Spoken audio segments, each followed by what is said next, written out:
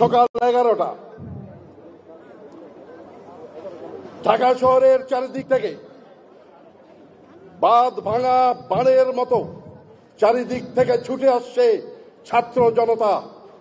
উত্তরা থেকে, মিরপুর থেকে মুখোমুখি বসে আছেন স্বৈরাচার শেখ হাসিনা ও সেনাপ্রধান। আমি ফাদার অব দ্য নেশনের কন্যা, আমার বাবা এদেশ স্বাধীন করেছে, আপনি গুলি চালান। আমরা এখন যুদ্ধোপযোগী এবং যে কোনো শত্রু মোকাবেলায় প্রস্তুত। আপনারা 17 কোটি জনতা আছে আমাদের সাথে, আপনাদেরকে সীমান্তেই রুখে দিতে। আমি আজকে আপনাদেরকে নিয়ে যেতে চাই ইন এ ফ্ল্যাশব্যাক। আমি সময়ের চাকা ঘুরিয়ে আমি একটু পিছে যেতে চাই। আমি যেতে চাই স্বৈরাচার শেখ হাসিনার অন্তিম দিনটিতে।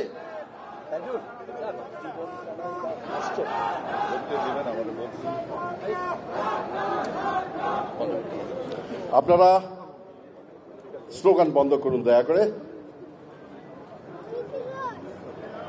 আমি সময়ের চাকা ঘুরিয়ে স্বৈরাচার শেখ হাসিনার অন্তিম দিন অর্থাৎ 31শে আগস্ট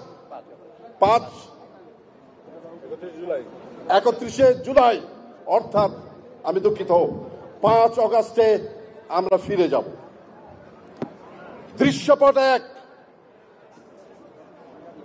5ই আগস্ট সকাল 10 ঘটিকা, স্থান রাওয়া প্রাঙ্গণ। এখানে অবসরপ্রাপ্ত অফিসারদের একটি অনুষ্ঠান ছিল।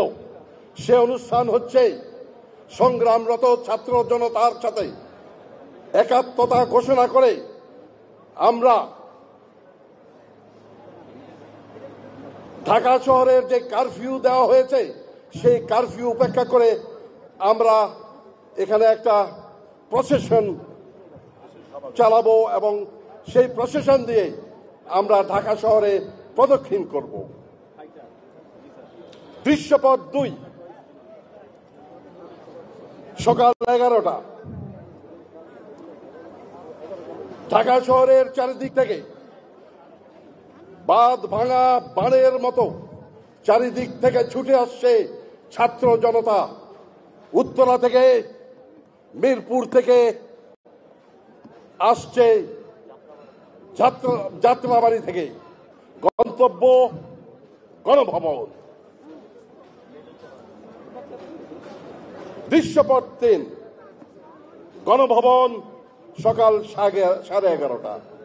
মুখোমুখি বসে আছেন স্বৈরাচার শেখ হাসিনা ও সেনাপ্রধান। বাদানুবাদ হচ্ছে। সেনাপ্রধান বলে দিলেন, মাননীয় প্রধানমন্ত্রী, আপনার আজকে অন্তিম দিন, আপনি পদত্যাগ করে দেশ গণতন্ত্রের হাতে তুলে দিন। শেখ হাসিনা বললেন, না, আমি দেব না। আমি ফাদার অব দ্য নেশনের কন্যা, আমার বাবা এদেশ স্বাধীন করেছে, আপনি গুলি চালান।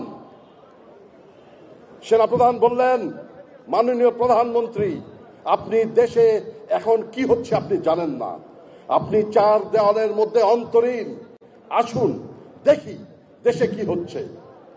সেনাপ্রধানের নির্দেশে গণভবনের ওয়াল স্ক্রিনে টেলিভিশনের পর্দা ফুটে উঠল।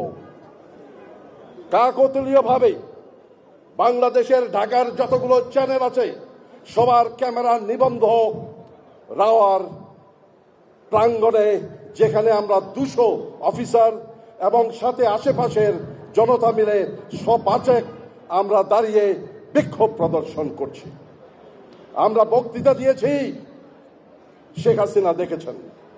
আমরা যখন এখান থেকে মিছিল নিয়ে রাওয়া থেকে বেরিয়ে জাহাঙ্গীর গেটের দিকে অগ্রসর হচ্ছি, তখন আমার কাছে একটা টেলিফোন আসলো চট্টগ্রাম থেকে আমার এক সহকর্মী। আমি বললাম, হ্যালো।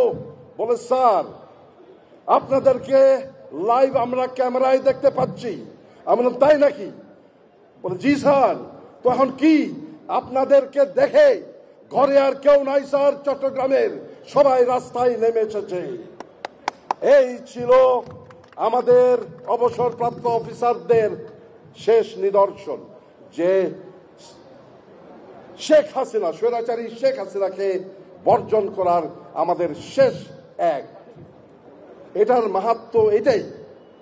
এটা বলছি এখানেই যে আজ আবার পুনরায় আমরা এখানে জমায়েত হয়েছি, সমাবেশ হয়েছি জনগণের সাথে একাত্মতা ঘোষণা করার জন্য এবং ভারতের বিরুদ্ধে, ভারতের আধিপত্যের বিরুদ্ধে আমাদের সংগ্রাম জারি রাখার জন্য। এ প্রসঙ্গে আমি মোদী সরকারকে একটা বার্তা দিতে চাই।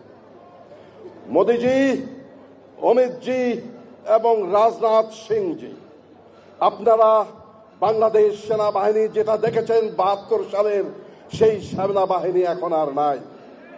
আমরা এখন যুদ্ধোপযোগী এবং যে কোনো শত্রু মোকাবেলায় প্রস্তুত। আপনারা আর আসমালান তুলবেন না। ইস্টার্ন সেক্টর, ইস্টার্ন কমান্ড গোছানোর ভয় আমাদেরকে দেখাবেন না। শুধু আমরা সশস্ত্র বাহিনী নই, ১৭ কোটি জনতা আছে আমাদের সাথে, আপনাদেরকে সীমান্তেই রুখে দিতে। আর বক্তব্য নয়, আমরা আজকে যে জন্য উপস্থিত হয়েছি সেই অনুষ্ঠানে আমরা চলে যাব। আমি একজন মুক্তিযোদ্ধা হিসেবে আমি আপনাদের সবাইকে এবং একজন সামরিক অফিসার হিসেবে আমি আপনাদের সবাইকে আজকের এই অনুষ্ঠানে উপস্থিত হয়ে আমাদের এবং জনগণের সাথে একাত্মতা হওয়ার জন্য অন্তরের অন্তঃস্থল থেকে কৃতজ্ঞতা জানাচ্ছি। সবাইকে ধন্যবাদ। বাংলাদেশ জিন্দাবাদ।